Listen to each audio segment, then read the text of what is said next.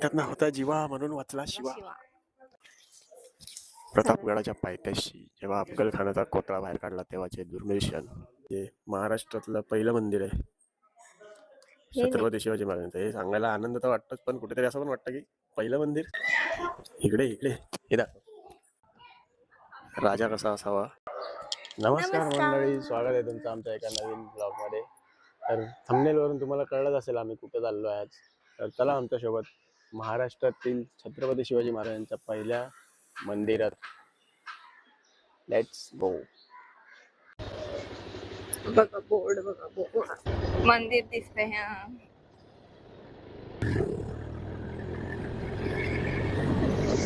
दिसत असेल तुम्हाला, भगवा झेंडा.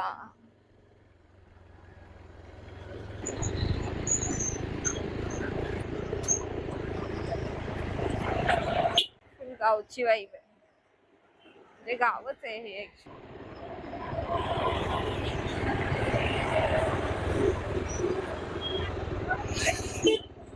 तर आता गाडी पार्क करतो आम्ही.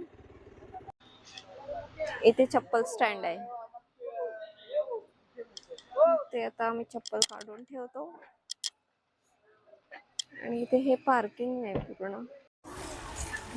तर आल्या आल्या आपल्याला शिवशंभूंचे दर्शन झाले. हर हर महादेव. तर आता 1.5 तासानंतर फायनली आम्ही पोहोचलोय. मागे दिसतंय तुम्हाला कुठे पोहोचलोय आम्ही. आता आम्ही जातो आतमध्ये, तुम्हाला पण दाखवतो आतमध्ये. आम्ही पण पहिल्यांदा आलोय का माहिती नाही, बघूया आपण काय काय आहे आतमध्ये. इथून स्टार्ट करतो आम्ही व्हिडिओ. चला आमच्या सोबत.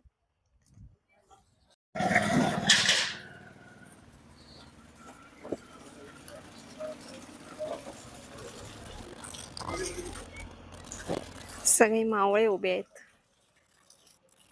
चला आज जाऊया. इन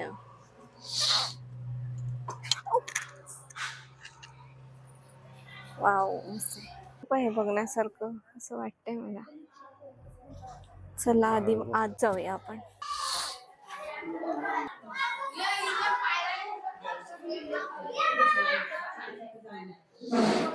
कुलस्वामिनी आई तुळजा भवानी.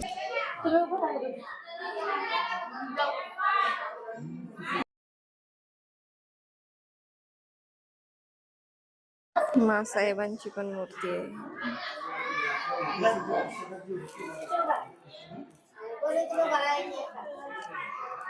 किती सुंदर आहे.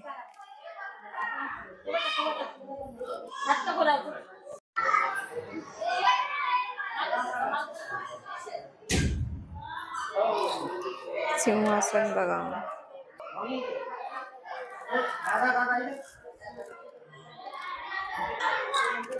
इकडे सगळ्या शिवाजी महाराजांचे पराक्रम केलेल्यांचे स्टोरीज लिहिलेत, ते दाखवायचं.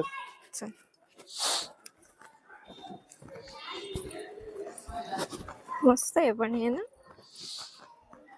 अशी मंदिरं महाराजांची अजून अजून बनवू देत. आपल्या देशात, देशाच्या बाहेर, देशात तर आहेच, आपल्या देशाच्या बाहेर पण बनवू देत. ईश्वरनिष्ठ संत, सगळे संत आहेत. शहाजी राजे भोसले. इथे सगळी माहिती दिलेली आहे. स्वराज्य जननी राजमाता जिजाऊ. मासाहेब महाराजांचा जन्म. ते त्यांच्यावरती झालेले संस्कार, मासाहेबांनी त्यांच्यावरती केलेले संस्कार दाखवले. हे तर सगळ्यांना माहितीच असेल. रायरेश्वराच्या मंदिरात छत्रपती शिवाजी महाराजांनी त्यांच्या सवंगड्यांसोबत जेव्हा शपथ घेतली तेव्हाच चलचित्र. तुळजाभवानी माता महाराजांना तलवार देताना, भवानी तलवार. संत तुकाराम महाराज भक्ती शक्ती संगम. हे अशा ह्याच्याने ना लहान मुलांना आणायला पाहिजे इथे, म्हणजे सगळ्यांना समजेल मुलांना.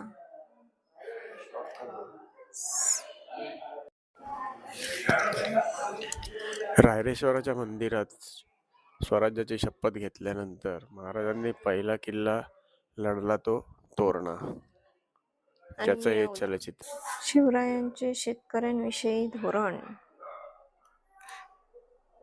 ते एकदम फ्रेंड सारखे राहायचे ना त्यांच्यासोबत. बघा आपल्याला 77 बघायला भेटले नाहीत महाराज. नांगर नांगरताना महाराज आणि जिजाऊ आईसाहेब, सोन्याचा नांगर. शिवाजी महालांनी कोण आहेत ते हात कापला? सय्यद बंडा. सय्यद बंडा. सय्यद बंडाचा हात कापला तेव्हाचा क्षण. म्हणतात ना, होता जीवा म्हणून वाचला शिवा. तेच ते जीवा माला. आणि हा सगळ्यात महत्वाचा अफजल खानाचा वध. प्रतापगडाच्या पायथ्याशी जेव्हा अफजल खानाचा कोतळा बाहेर काढला तेव्हाचे दुर्मिळ क्षण. सगळ्यात महत्वाचा टप्पा स्वराज्याच्या युद्धातला.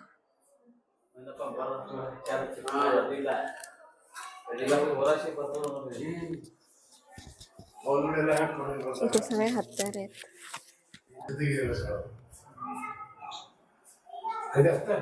वाघनख पण आहे.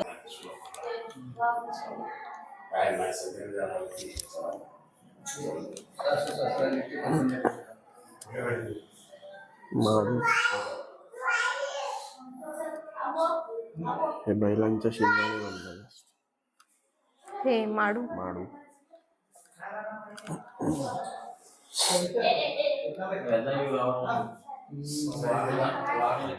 ते सगळं दिलंय माहिती.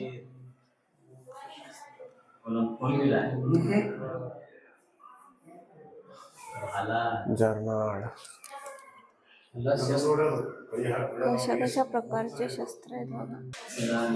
महाराजांनी बांधलेला आरमार, नेव्ही. अजून एक महत्वाचा टप्पा शिवकाशीत यांनी मेन रोल त्यात केलेला. असं बोलतात की ते सेम शिवाजी महाराजांसारखे दिसायचे. आता पिक्चर तो पावनखिंड ना, पावनखिंड. पावनखिंड पिक्चर मध्ये बघा तुम्हाला समजेल. आणि बाजीप्रभू देशपांडे यांनी लढवली पावनखिंड, घोडखिंड. इथे आलात तर नक्की हे सगळं वाचा आणि नक्की इथे या. खूप छान आहे.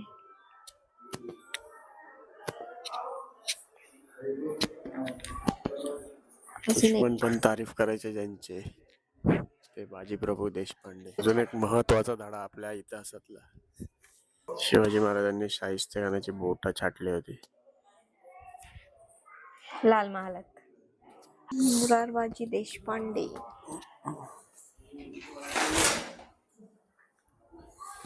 महाराजांचा अजून एक शूर मावळा. छत्रपती शिवाजी महाराजांचा तिसरा डोळा म्हणजे बहिर्जी नाईक. हे गुप्तहेर होते. सगळ्या आतल्या गोष्टी ते वेषांतर करून दुश्मनांच्या छावणीत जायचे आणि सगळ्या तिकडच्या गुपित बातमी महाराजांना येऊन सांगायचे. त्यावर मग महाराज रणनीती आखायचे आणि मग गनिमी कावा वगैरे करून ते लढाईला जायचे. इकडे खरंच येऊन बघण्यासारखं आहे सगळं. तुम्ही नक्की या. इथे आल्यावर तुम्हाला माहिती नसलं तरी पण इथे खाली सगळं लिहून ठेवलेलं आहे. ते वाचलं तरी खूप खूप म्हणजे खूप असा आपला इतिहास आहे जो महाराजांनी करून ठेवला, तो माहिती पडेल आपल्याला. पण मेन म्हणजे लहान मुलांना घेऊन या, कारण आजकाल लहान मुलांना एवढी महाराजांबद्दल नाहीच आहे माहिती. आजकालच्या आपल्या मुलांना पबजी माहिती आहे, त्यामुळे पबजीतून बाहेर काढून इथे आणा. इथे खऱ्या लढाया कशा आपल्या मावळ्यांनी लढल्या आहेत हे त्यांना कळेल. आजकालची मुलं आपली मोबाईल मधल्याच लढाया लढत आहेत. महाराजांचा अजून एक पराक्रम, मिठाईंच्या पेट्यांमधून आग्र्यावरून सुटका. वेडात मराठे वीर दौडले सात. त्यांची नावं पण दिले तू. हम्म. विसाजी बल्लाळ, दीपाजी राऊत, विठ्ठल पिलाजी अत्रे, कृष्णाजी भास्कर, सिद्धी हिलाल, विठोजी शिंदे व सातवे स्वतः प्रतापराव. पण घात झाला. या सातही वीरांना समाधी झाली. वेडात मराठे वीर दौडले सात. गडिंग्लजच आहे इथे. गडिंग्लज दक्षिणेला 4.5 कोसांवर असणारी आणखी एक नेसरीची खिंड. पावन हे झाली. हे माझं गाव आहे. ओके. पण तुला आत्ता कळलंय. हा, ऍक्च्युली हे कोल्हापूरचं आहे. नरवीर सुभेदार तान्हाजी मालुसरे जेव्हा कोंढाणा किल्ला लढायला गेले होते तेव्हा घोरपडीच्या आसरा घेऊन ते लोक वरती चढले होते पूर्ण गड. तेव्हाच हे छायाचित्र इथे दाखवलेलं आहे. स्वराज्यांनी जिजामाता तुमची सुवर्ण तुला. इथे पण आहेत सगळं शस्त्र.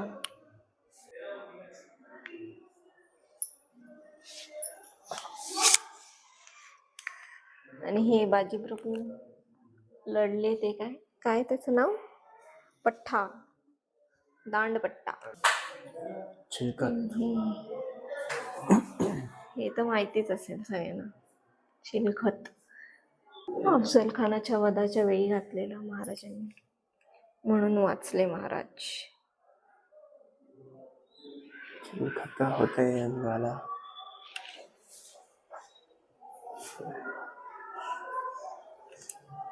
केवढे मोठे मोठे आहेत हे भाला वगैरे.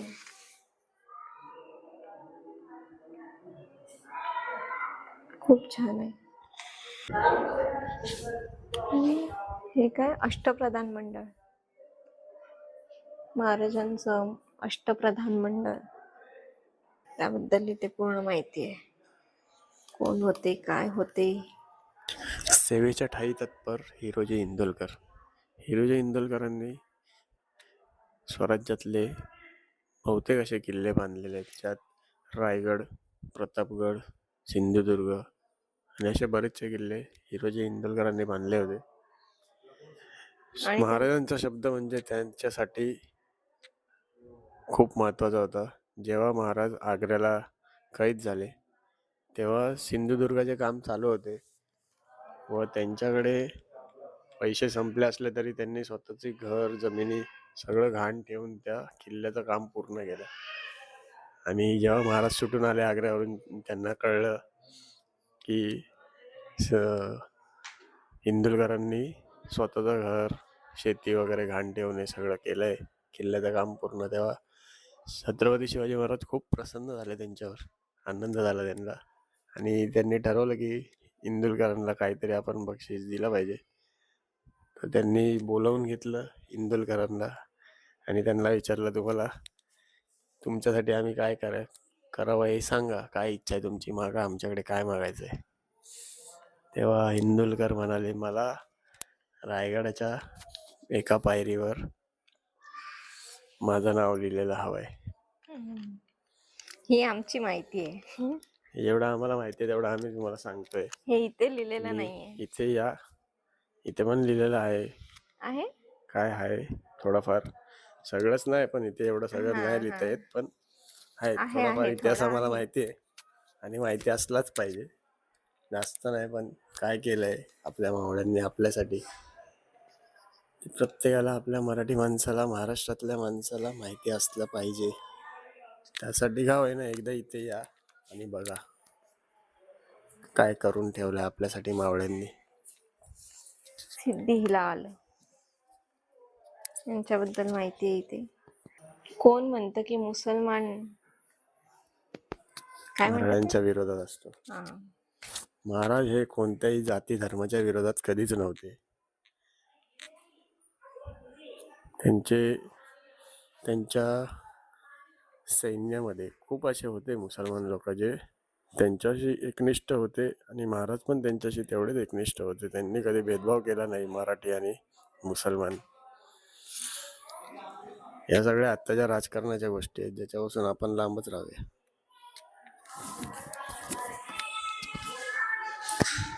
सिद्धी हिलाल सोबत त्यांचा मुलगा पण होता महाराजांच्या सेवेत. महाराजांसोबत सर सेनापती हंबीरराव मोहिते यांच्याबद्दल काय सांगायचं? सगळ्यांना माहितीच असेल. त्याबद्दल सगळ्यांनाच माहिती असेल. तरी पण सांग, आपल्याला जेवढं माहिती आहे तेवढं. हंबीरराव मोहिते हे महाराजांसोबत होतेच, पण महाराजांच्या नंतर बराच काळ त्यांनी शंभूराजांसोबत पण घालवला. शंभूराजांना घडवलंय त्यांनी. शंभूराजांचे गुरु, शंभूराजांचे काय बोलतात ते ट्रेनिंग वगैरे सगळी हंबीर मामांनीच घेतली. आपण आता नवीन जो चित्रपट बघितला छावा, त्याच्यामध्ये पण त्यांचं बरंच सगळं स्टोरी दाखवली आहे. असे पिक्चर अजून काढायला पाहिजे. पिक्चर पण असे यायला पाहिजे. असं मंदिर पण बनलं पाहिजे. महाराष्ट्रातलं पहिलं मंदिर आहे छत्रपती शिवाजी महाराजांचं. हे सांगायला आनंद तर वाटतोच, पण कुठेतरी असं पण वाटतं की पहिलं मंदिर, इतकी वर्ष महाराजांनी काय केलं काय नाही, आणि पहिलं मंदिर आत्ता बनतंय 2025 मध्ये किंवा 2024 मध्ये. इतके वर्ष काय करत होते आपलं सरकार, आपण लोक काय करत होतो, झोपलेलो. हे खूप आधीच झालं पाहिजे होतं, पण ठीक आहे, लेट झालंय पण चांगली सुरुवात झाली. नेताजी पालकर याच्याबद्दल पण लिहिलंय सगळं इथे.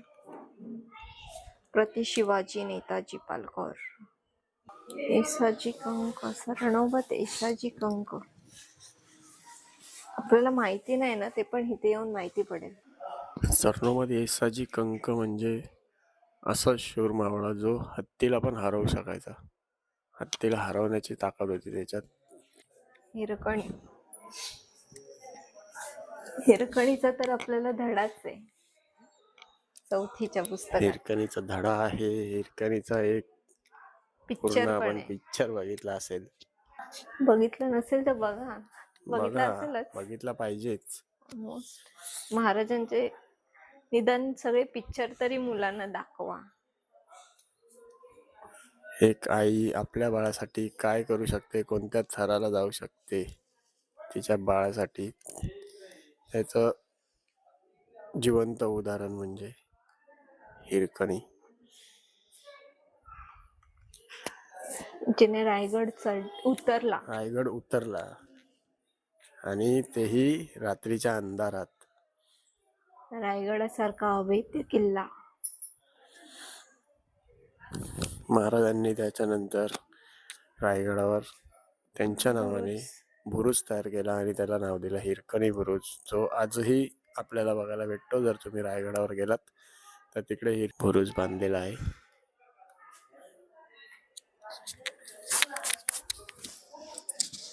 हे फर्जंद, कोंडाची फर्जंद पिक्चर बघितला असेल तर समजेल तुम्हाला, माहिती असेल त्यांचा इतिहास. पण शिवराज्याभिषेक सोहळा इथे पण आहे बघ, मस्त आहे ना.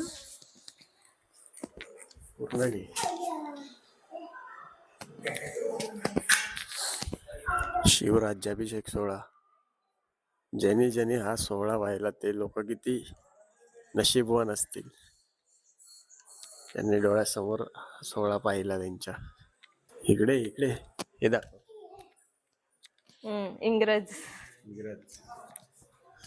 इंग्रज पण झुकलेत आपल्या महाराजांसमोर.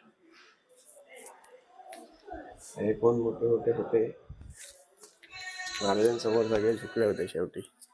शमू महाराज, धर्मवीर स्वराज्य रक्षक श्री छत्रपती संभाजी महाराज यांच्याबद्दल काय सांगायचं?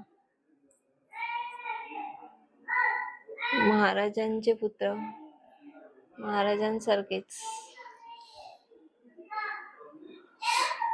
म्हणजे महाराजांनी तर स्वराज्य निर्माण केलंच, एवढे युद्ध लढून वगैरे, पण त्यांच्या नंतर पण ते टिकवून ठेवलं ते संभाजी महाराजांनी. पण दगाबाज लोक असतात, त्यांच्यामुळे खूप यातना सोसल्या संभाजी महाराजांनी.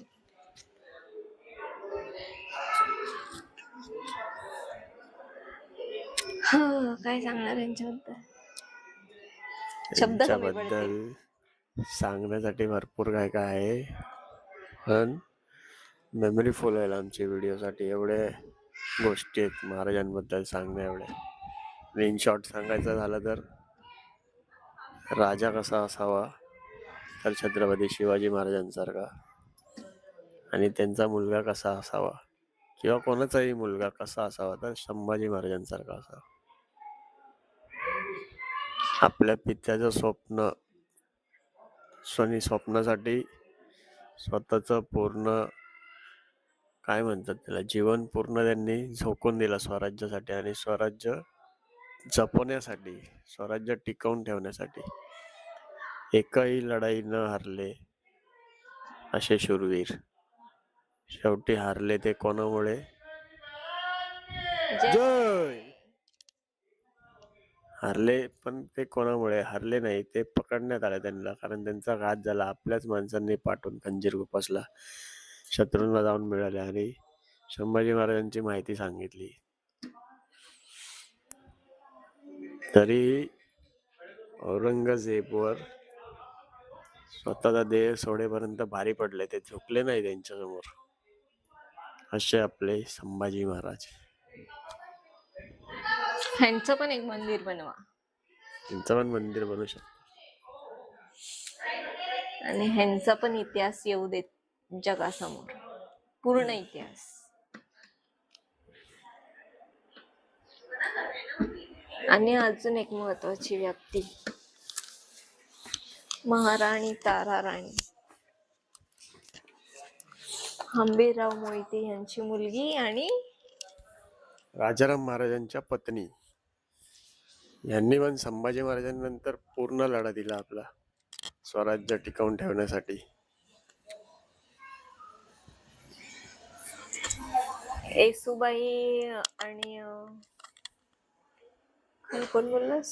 राजाराम महाराजांनंतर या लढल्या.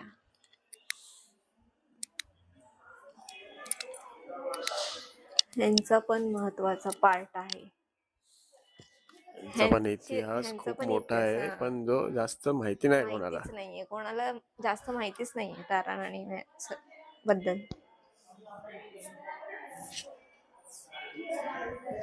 नंतरचा जो इतिहास आहे ना, जो औरंगजेब आला त्याला तेच करायचं होतं, त्यांना महाराजांचे विचार संपवायचे होते. छत्रपती शिवाजी महाराज हे फक्त नाव नाही, एक विचार होता, आणि ते औरंगजेबला संपवायचं होतं. म्हणून तो 27 वर्ष इथे राहिला महाराष्ट्रात. त्याला ते काही जमलं नाही, शेवटी तो इथेच मेला, इकडच्या महाराष्ट्राच्या मातीतच मेला. पण आपले मावळे होते छत्रपती महाराजांनी घडवलेले, म्हणून महाराजांच्या नंतरचा इतिहास जरा जरा कमी लोकांना माहिती, कारण तो संपवण्याचा प्रयत्न केला. अशी ठिकाणी अजून बनवायला पाहिजे, जेणेकरून सगळ्यांना माहिती पडतील गोष्टी. तर इथे संपला मंदिराचं हे पूर्ण, काय म्हणतात, मंदिरात जेवढी काही माहिती लावली आहे महाराजांबद्दल ती इथे समाप्त झाली. आणि इथे हे शॉप आहे, ते महाराजांच्या सगळ्या फ्रेम्स वगैरे आहेत, कोणाला घ्यायचे ते विक्री दलन आहे. असं वाटतंय कोणत्या तरी किल्ल्यावर आलंय. महाराजांच्या सगळ्या किल्ल्यांवरती अशा छोट्या छोट्या खिडक्या असायच्या. त्याचा फायदा असा होता की बाहेरून येणाऱ्या दुश्मनांना आक्रमण करणं कठीण जायचं, पण आपण इथे उभे राहून दुश्मनांवर हमला करू शकत होतो. इकडे दाखव ना.